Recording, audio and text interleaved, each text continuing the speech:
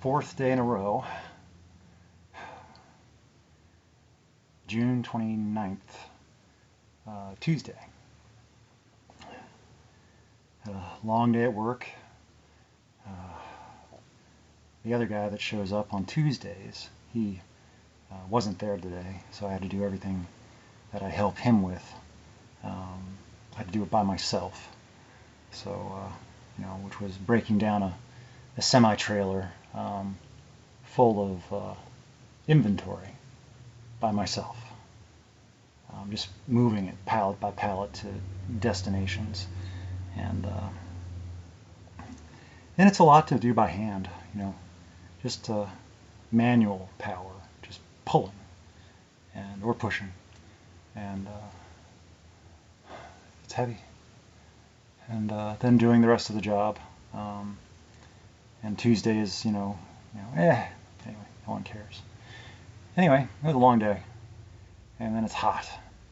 It's almost 90 degrees Fahrenheit. So that's like 32, 33 Celsius. And the sun is just scorching. Even at 10 a.m. when I went out, it was just terrible. And I was like, I'm out here, might as well. And I put in a good solid 30. So I think I might have overdid it again. My ankle was trying to tell me stuff and I wasn't listening. But I'm trying to tell it something. That it's like I don't want it to heal badly, so I got to keep stretching it. And it's like, who knows? I might be doing more damage than I think, but I don't want it to heal and kind of lock into any sort of particular, I want it to, So I don't know exactly. I have no experience with this sort of thing, so I might. But now I'll rest. Wake up tomorrow and it's like stiff. I'll just be like, okay, well, enough is enough. And it doesn't hurt that bad. It's just, annoying. So, I mean, to me, it's annoying. So, other people, it might be like, oh, they had to go to the doctor and get a prescription for pain medication and, and this and that and the other, and then they go get a cast on their foot or something. But me, it's just like, no, this is really annoying. I'll just walk on it. I'll avoid running on it for a while. How about that? I don't take anything for anything. If I'm in pain, I want to know about it. Coming from, somebody who used to drink excessively every day. Of course, I hurt myself back then too. It's just, I didn't mind so much. I once fell on a stove.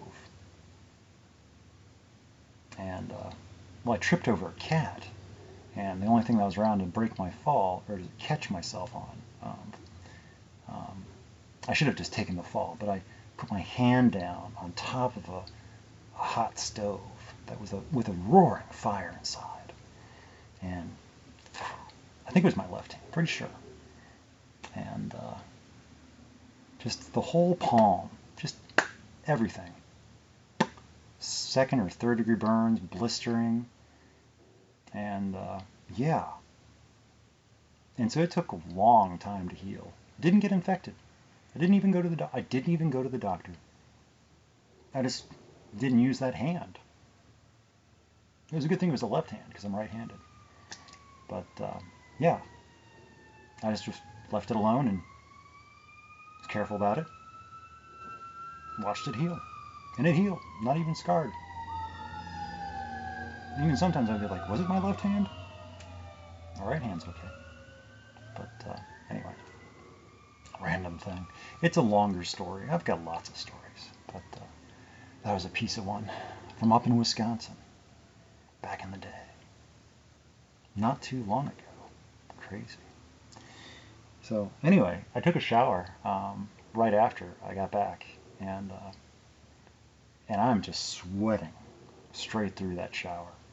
And it's not just, I'm not just like, I'm not just wet from the shower. No, I'm just sweating through the shower because it was that hot out. And I was like going to eat, but I don't feel like eating because I'm just thirsty. I'm too thirsty to want to eat solid foods. Or even liquid foods, I don't even think. Just this liquid, probably. So, I already drank like a good quart of water when I got in, but I'm still just thirsty. And I guess I don't really have anything else to talk about, I don't think. I've got some writing in the works. It's all up here. I don't even have notes on it about matrices and feeling more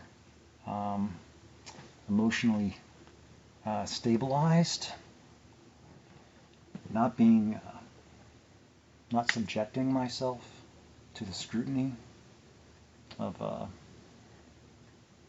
all the other people in recovery that want to question everything about all motives, and constant reminders of all the terrible things that it's like, I don't know what kind of life you had before you got into recovery, but I didn't.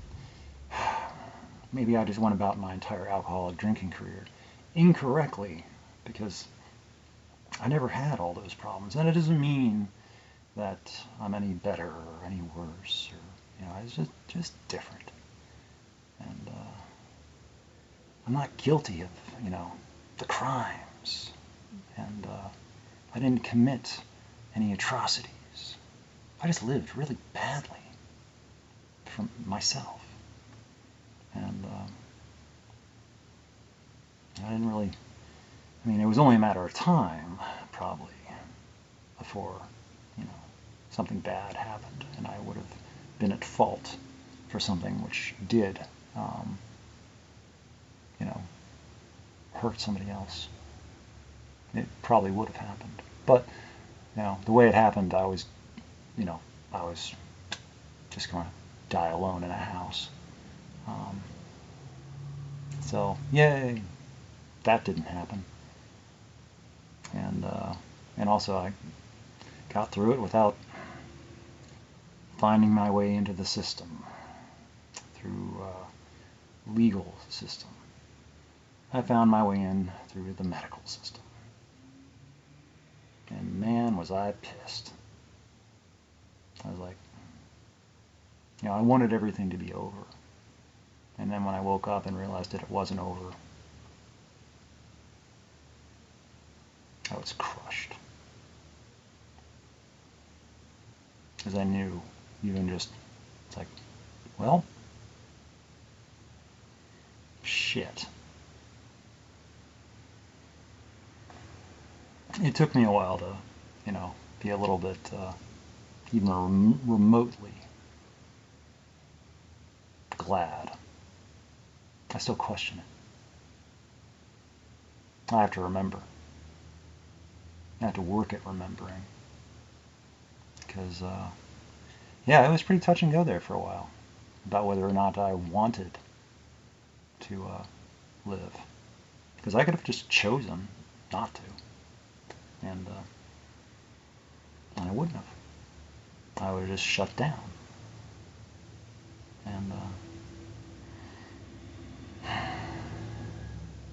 And I sometimes, that's the thing. It's like, maybe I made a mistake.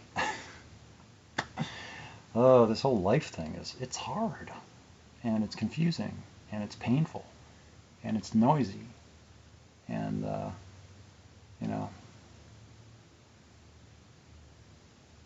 and I feel, that sense of abandonment and, like being the only one. Because not many people, I don't think, have gone through I know there's others. I know there's probably like support groups and stuff, but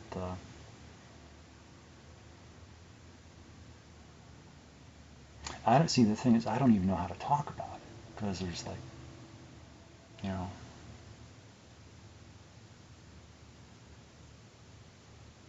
anyway, I didn't mean to talk about this, you know, because there's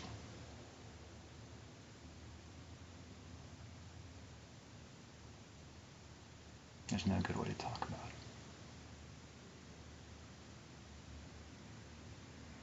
it, and I don't want to talk about it anyway. Um, shit. Let's see. I got trapped. So anyway, emotionally stabilized. Yes, let's go with that.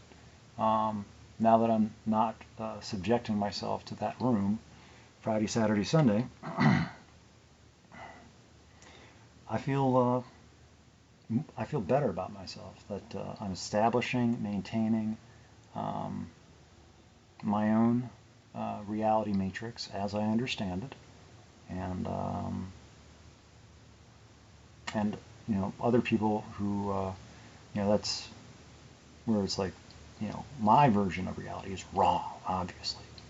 You know, that's what people want to insist, and they want to substitute their own reality on top of mine, and a certain dominance that whatever it is I'm doing it wrong, you know, and I should feel bad about it, and I should let them tell me how to do it better. And whatever it is I do, it's not enough, or I'm doing it the wrong way. And it's like, yeah, I don't need that. And it might not even be that, you know, anybody's directly telling me, but that's the inference, that's the suggestion, that is the rhetoric of you know, constant fallibility and defect and failure, and that any success is not the individual's doing. No. No, that's God. No, you didn't succeed. No, you didn't do anything right. No, God did it. Sorry. So your failures, those are yours, but your successes are God's. I just think that's just kind of messed up. But the only thing I can do is let them have it. Let them enjoy it. It is theirs. It is not mine. And they wonder why so many people reject it. It's an unpalatable matrix. No, I don't. And then when people die, or you know, they relapse and die, or get sick, or get into accidents, or really terrible things happen. That's the other thing that really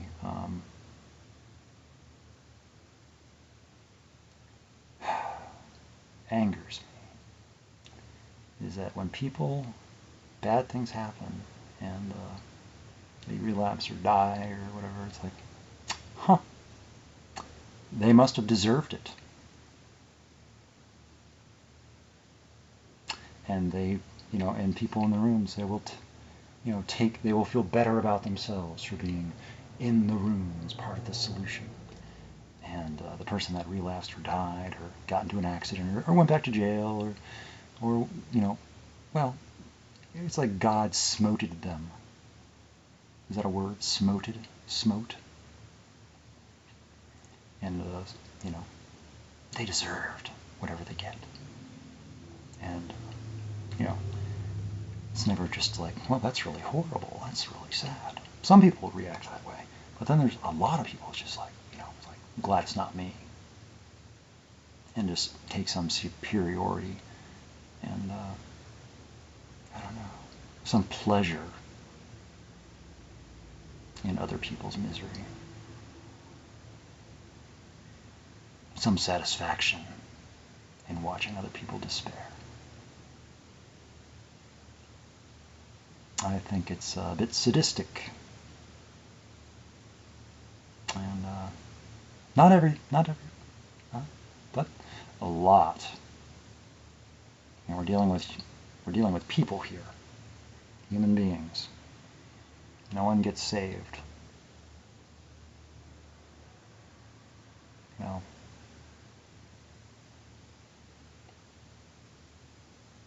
So anyway, I didn't have a plan for what I wanted to talk about.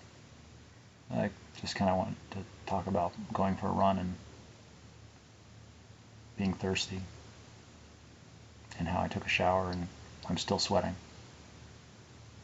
I think it's just like, yeah, I am. It's that hot out, really, it is. And so yeah, this is going great.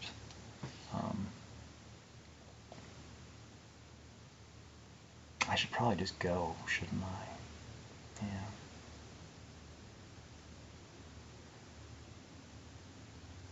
But I've also been thinking, it's like, because I don't know what exactly is going on, and I'm glad that one thing might be over.